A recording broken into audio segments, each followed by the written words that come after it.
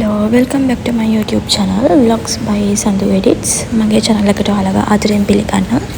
channel එකට අලුත් කෙනෙක් නම් මම සඳු. channel එක subscribe කරලා නැත්නම් subscribe කරලා එකතු වෙන්න මගේ channel එකත් එක්ක. අද පොසොන් පොය දවසේ අපි මේ යන්නේ රිදේගම සෆාරි පාක් එකට. ඔයාලා ගිහිල්ලා තියෙනවා නම් කමෙන්ට් එකක් දාන්න සෆාරි පාක් ගිහිල්ලා තියෙනවා කියලා.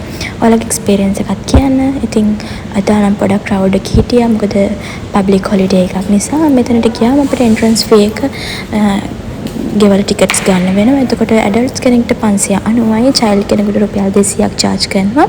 ඊට පස්සේ අපිට select කරන්න පුළුවන් අපි සෆාරි බස් එකකද සෆාරි ජීප් එකකද යන්නේ කියලා. සෆාරි බස් එක යනවා නම් ඔයාලගේ ටිකට් එක රුපියල් 118යි, සෆාරි ජීප් එක යනවා නම් රුපියල් 5000යි. ජීප් එකක 6 දිනකට 9 දිනකට වගේ යන්න පුළුවන්. ෆැමිලි එකක් වගේ යනවා නම් ඔයගොල්ලන්ට යන්න පුළුවන්. ප්‍රයිවසි එක ටිකක් තියෙනවා. මේකේ විශේෂත්වය තමයි රිදේගම සෆාරි පාක් කියලා කියන්නේ ලංකාවේ තියෙන එකම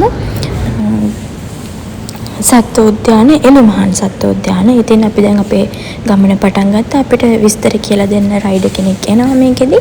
ටුවර් ගයිඩ් කෙනෙක්. ඉතින් අපි කුඩුවක් ඇතුලේ තමයි යන්නේ. සත්ත්ව තමයි නිදැල්ලෙන්නේ. ඒගොල්ලන්ගේ ස්වාභාවික චර්යා රටා බලන්න වගේම ඒගොල්ලන්ගේ හැසිරීම බලා ගන්නත් පුළුවන්. ඉතින් මෙතන ඉඳලා අපි මේ ගයිඩ් කියන විස්තර අහගෙන ඉමු.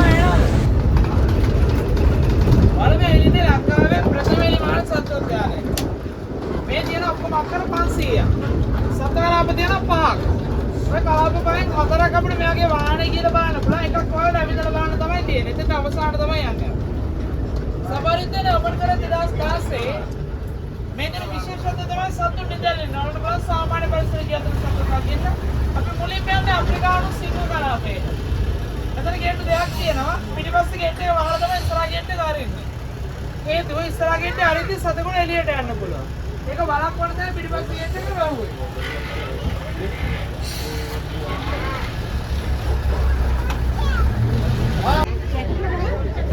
ඔයාලා ෆොටෝ ගන්න, වීඩියෝ කරන්න කිසි ප්‍රශ්නයක් නැහැ.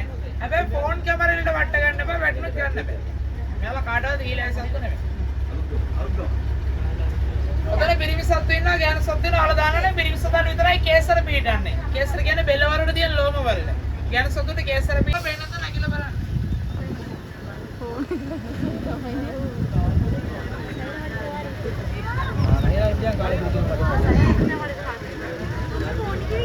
සිංහෙක් සාමාන්‍ය පැය 16ක් 18ක් විතර නිදා ගන්නවා. කලෙදි ඒ වගේ ප්‍රමාණය නේද ඊට සැරියයි. නේ කුඩුවට විතරයි කැම දාන්නේ. කුඩුවට කැම දාන්න හේතුව තමයි මෙයාලා කලාපිත රණ්ඩු වෙලා තුවාල කරගන්නවා, ලෙඩ වෙනවා. ඒ මොනොත් මෙයාට බෙහෙත් කරන්න අවශ්‍යයි. කලාපිත බෙහෙත් කරන්න බෑ, කුඩුවකට ගන්න වෙනවා. ඒ නිසා තමයි කුඩුවකට කැම දාලා හුරු කරලා තියෙන්නේ. හැබැයි මෙයාලා කාටවත් දීලා සතු නෙමෙයි. ගේට් වලින් යන අරින්න වහන්න පුළුවන්, කැමලින් යන දාන්න පුළුවන්. ඔය හැමදේම ආරක්ෂිතව හදලා තියෙනවා. මෙයාලා වනාන්තර ජීවත් වෙන ගල් ගුහාවල්, ගල් තලාවල්, කුඩා පොකුණු වගේ දේවල් ආශ්‍රිතව කලාපය වගේ දේවල් නිර්මාණය කරලා තියෙන ඒකට සාමාන්‍ය පරිසරයේ විදියට.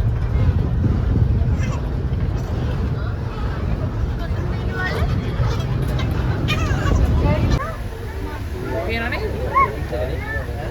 ඔයාලා නැගිට බලන්න පේන්නේ නැත්නම්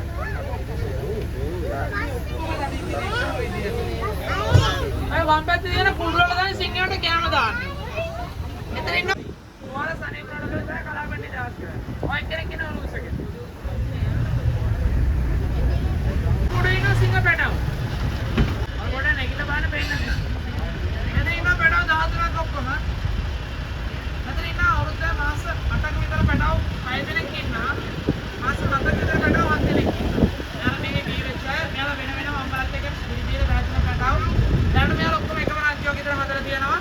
ඒක මෙයාලා අපිට කලාපෙන් නිදහස් කරද්දී කිසි ගැටලුවක් වෙන්නේ නැහැ. මෙයාලා වෙන් කරලා තියෙන්නේ කලාපෙන් නිදහස් කරන වැඩි සතුටින් අනුතරක් වෙනවා. පැටව කලාපෙන් නිදහස් කරන අවුරුදු 2කමාරක් විතර ගියාට පස්සේ. නිතර දැනන් කරගන්න සතුටව වෙන්නේ නැහැ. ඒ නිසා එක සැරයක් පඩිපෙරේට ගියාම සතියක් දෙකක් විතර විවේකීව කාලය ගත කරනවා. ගොඩක් පඩිගිනුත් තමයි සිංහල දඩයන් කරන්නේ.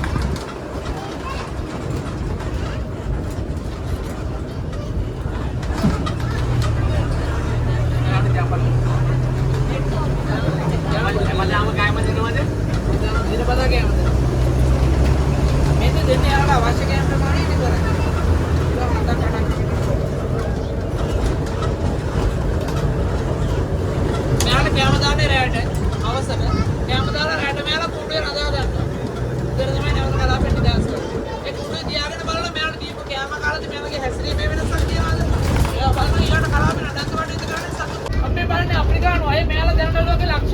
ජීවත් වෙනවා. ආසියානු සිංහයා ලංකාවේ කොහෙවත් දකින්න ලැබෙන්නේ නැහැ.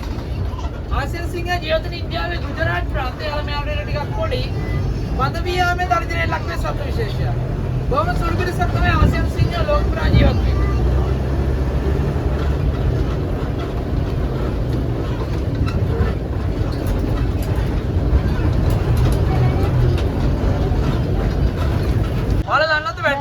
බර තියෙන කිලෝ 250ක් විතර. අඩි 3මාරක් විතර උස, අඩි 10ක් විතර දිග නාසයෙන්දල වර්ගයේ කෙළවර දෙයි. සිංහේ අතින් ගහන පාරක් කිලෝ 50ක් 60ක් විතර බරයි. ඔයාලා පේනද පිටිපස්සේ පාදයට වඩා ඉස්සරහා පාදයේ ප්‍රමාණයෙන් විශාලයි. අත්වල කකුල් වල නියපොතු පේන්නේ නැහැ. හැබැයි දඩයන් කරන වෙලාව නියපොතු ටික රැදෙනවා. නියපොතු පිටලා තියෙන ඇඟිලි ආස්සේ වල දැකලා ඉතින් පූසක්ගේම නියපොතු පිටලා තියෙන මේ විදියට.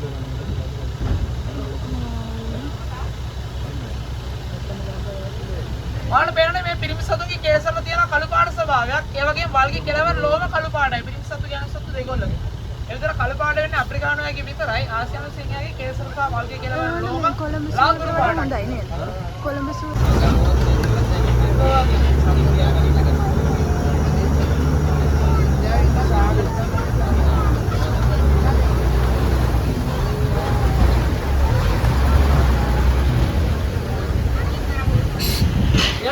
ශාකභක්ෂ කලාපයට මේක ආවේ සත්ත්ව විශේෂ කීපයක්ම දකින්න බලන්න සත්ත්ව නිදැල්ලේ.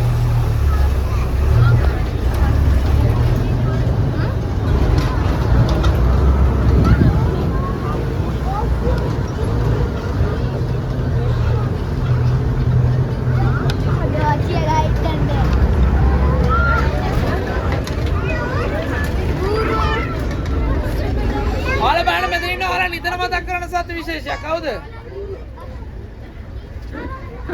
ඔයනේ බූරුවා කියන සතා. බූරුවා තමයි අශෝකලට ඇති කුඩාම සතා. ආරක්ෂාවට පයින් ගන්න යාගේ මහපනවා. පුත්තල මන්නාරම් පෙත් දකින්න පුළුවන්. ඔය පුත්තලම් පෙත් දකින්න පුළුවන් අලි පෑඩරු බූරුවා. මන්නාරම් පෙත් දකින්න පුළුවන් කළු පෑඩරු බූරුවා. ඔයාලා නිතරම දක්වන්නේ අලි පෑඩරු බූරුවා.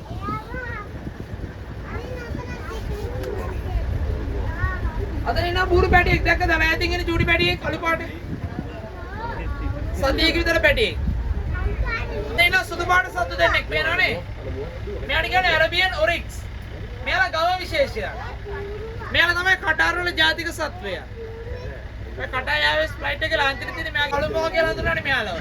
බැඩ්නු පිරිමි සතාගේ පිට කළු පාටයි බඩ සුදු පාටයි පිරිමි සතා ලස්සන අංගයක් පීටනවා. ගෑනු සත්වා පැඩ ගුරු පාටයි ගෑනු සතා නම් පීටන්නේ නැහැ. පිරිමි සතු ගොඩක් ලස්සනයි යාලා. බලන්න මෙතන ඉන්න ක්‍රීම් පාටු බැඩ්නු සතා කියනවා කැලෑ ආශ්වයෙක් පේනවනේ.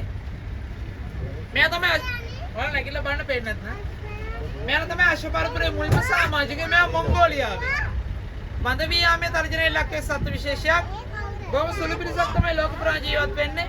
ආරක්ෂාවට පයින් ගාණයාගේ මහපණව ඊළා කරන්න අමාරුයි. වේගෙන් දුවන්න පුළුවන්. අතන තද ගුරු පාඩින් ඉන්න පෝණියෙක්. මේ කැලෑෂට එහා පැත්තේ ඉන්න පෝණියෙක්. පෝණියත් අශ්වකොළේ සතෙක් ලෝක පුරා ව්‍යාප්ත වෙලා තියෙනවා. තව බූරුවෝ කීප දෙනෙක් ඉන්නවා. මෙතන ඉන්න ගුරු පැටියෙක්.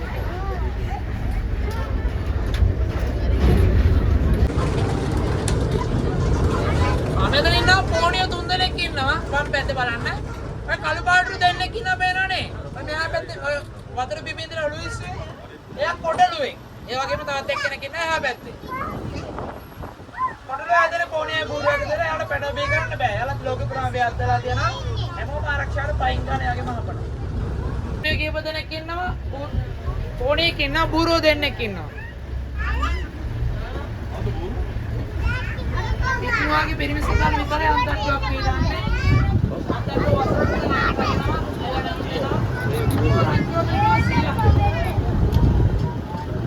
ආයකට දරන්නේ බැට්ටු පිරිමි සතේ ගොඩක් අහිංසකයි ඉක්මනට බෝ වෙනවා. මොන ඉන්න අම්මා.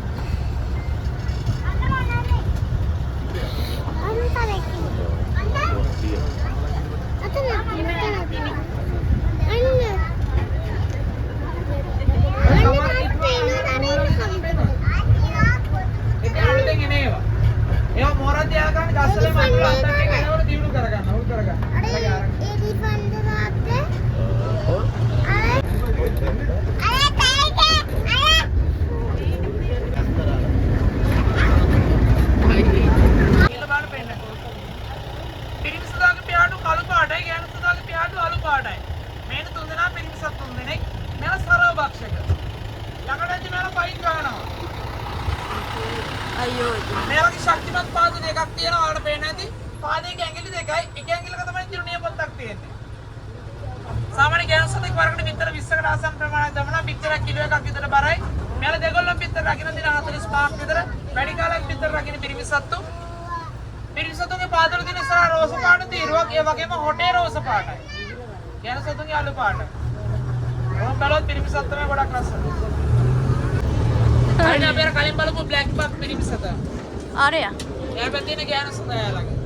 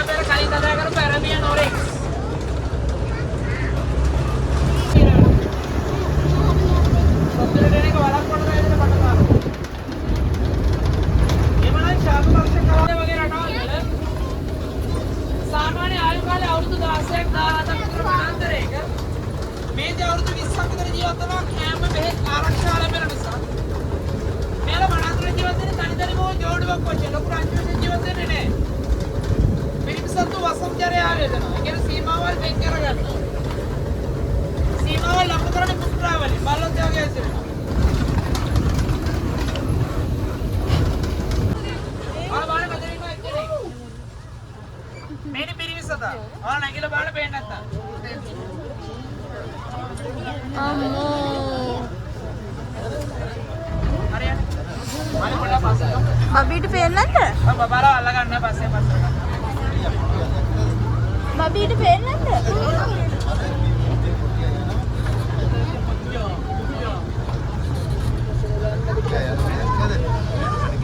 හරි.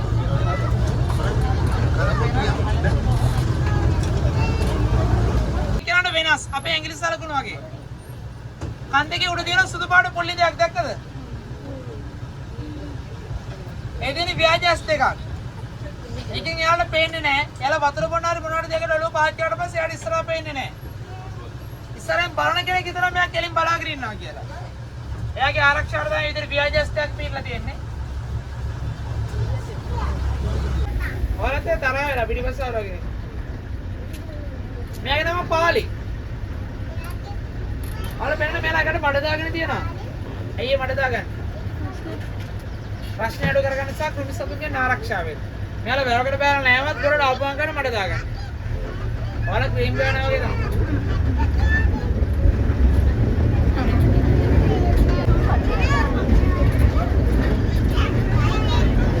ඔයාලා දන්නවද ආසියානු වලින්ගේ පිරිමි සතුන්ගේ 7%ක් වගේ බොහොම සුළු පිරිසකට විතරයි සාර්ථක දල පිට.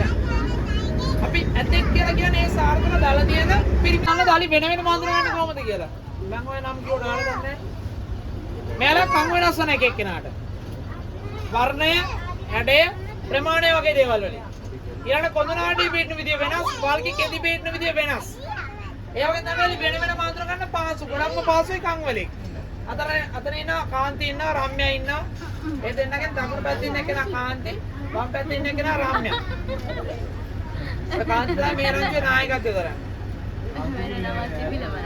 මෙයා දිනෝදා. දිනෝදා ගැන අහලා තියෙනවද? මේ බුදුරේ 2009 මැයි 18. යුද්ධය වෙච්ච දවසේ පින්නවල.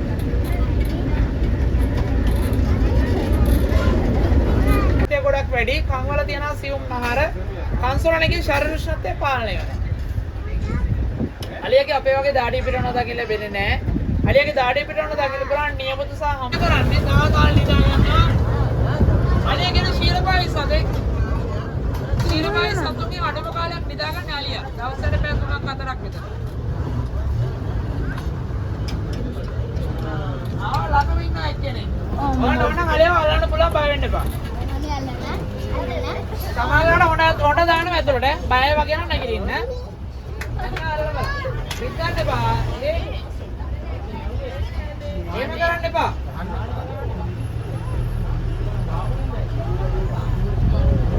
Divagan. Divagan.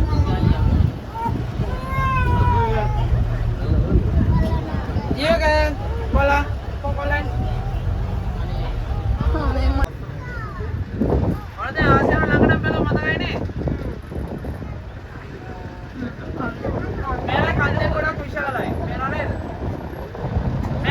පිටිපස්සට නැමෙනවා.